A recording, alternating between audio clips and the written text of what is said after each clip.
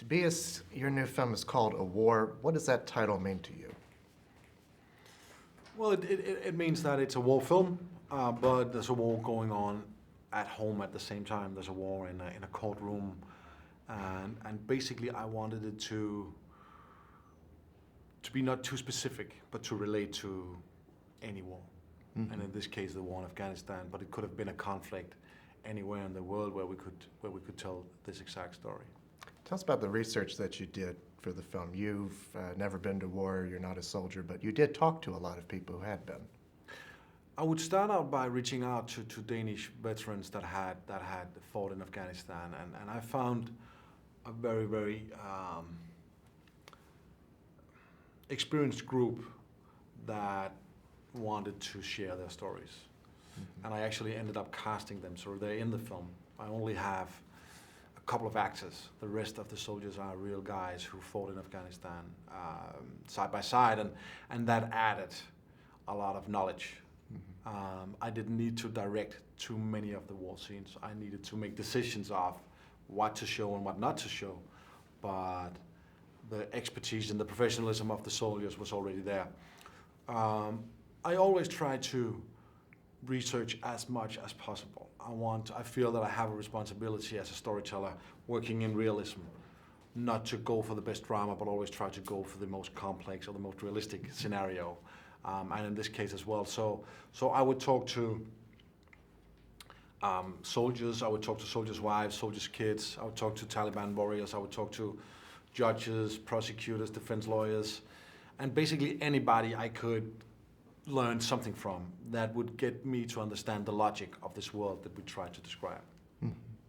It's interesting because, there's the war in Afghanistan, as you said, and then the war at home, which is divided into two other wars. There's his personal life, and then there's the war that he has to fight to justify the decision that he made while in Afghanistan. Mm-hmm. Can you talk a bit about that? Looking at my own life, I felt that I could divide it into three parts. I have a personal, private life where I'm the proud father of 3 kids and I have a wife. Then I have a professional life. I'm a filmmaker and I work in films. Mm-hmm. And then I have a life as a citizen. I'm part of a Danish democracy. I'm a voter. And I felt that these 3 parts all together combined is a modern man's life.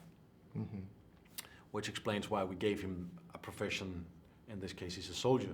He has a personal life. He has a home with 3 kids and a wife. And as a citizen and part of democracy, he's at trial in the end, needing to justify whatever he's done. And the conflict between these areas of life, these boxes of life, is interesting. It's interesting to see how what you do in your professional life will resonate in your personal life, and how what you do in your personal life will resonate in the life you have in democracy and in a courtroom. And that whole thing was, for me, an emotional window in. I could relate to that. I've never been a soldier, but I could relate to how decisions I make professionally actually resonates in the rest of my life. And then I was just fascinated with the idea of, as a parent, I would always try to think of my own kids' safety first. That's not always right to do. It's not right in your professional life, it's not right as a citizen, but it's right in your personal life. And to make sure that the conflict would not just be present in the war zone, but would resonate and travel in all these arenas and these situations and change all the time, so that the wife suddenly takes on the destiny and asks her husband to lie to protect her own children, proves the complexity of this whole situation to us. And that was what I was interested in, the complexity of these lives. There's a real feeling of objectivity in the filmmaking. You're not judging these people. Can you talk a bit about that?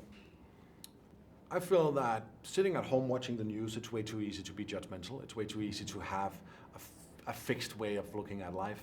And the big problem of that is, as soon as we get out to life and start to research and start to understand something, we understand the complexity of a situation. And that makes it very difficult to sit and be judgmental.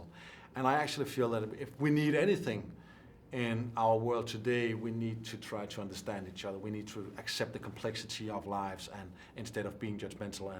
and trying to, I don't want to separate people. We want to bring them together. We want to tell stories where there are no good guys and no bad guys, because I don't believe that there are good guys and bad guys in real life. I believe that it's human beings doing all kinds of stuff in their own lives. And maybe they can actually justify it in their own life. That doesn't mean that it's right to do, but at least to be able to understand that is, for me, a key to actually coexist. What do you hope this film can achieve for the people who see it? Well, the answer to that is my mom is a classic Scandinavian socialist. I love her a lot. She brought me up with the idea of rich people being rich because they stole their money from poor people. Around the age of 14, I realized that was the full truth. And in this case, I thought, well, if I can get her to sympathize with a war criminal, then I have proven the complexity of the world. So, fun aside, I want people to accept the complexity of war instead of trying to be simple. We live in a world now where we try to communicate with 140 characters on Twitter. It's impossible to describe a truth in 140 characters. And let's live with that instead of trying to understand the world in black and white. Let's definitely try to look at all the nuances and accept that it is impossible to understand everything. And I want us to accept that instead of trying to simplify the world. So it is award season, and this film is nominated for the Oscar for Best Foreign Language Film. What does that recognition mean to you? I mean, it means a lot. It's the biggest thing we can achieve. At the same time, it was never the point of making this film. So it's great. It's great to be here. For me, being able, I remember the day I was told when we saw that we were nominated, and the joy of picking up the phone and calling these people, these witnesses of war who had shared their stories with me, not knowing whether the film would be good or bad, but just allowing themselves to share and have faith in me. It was a great pleasure to call them all and tell them these great news.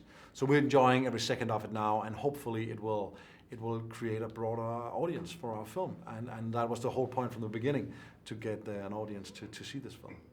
Thank you so much. Thank you. Congratulations. Thank you very much. Pleasure.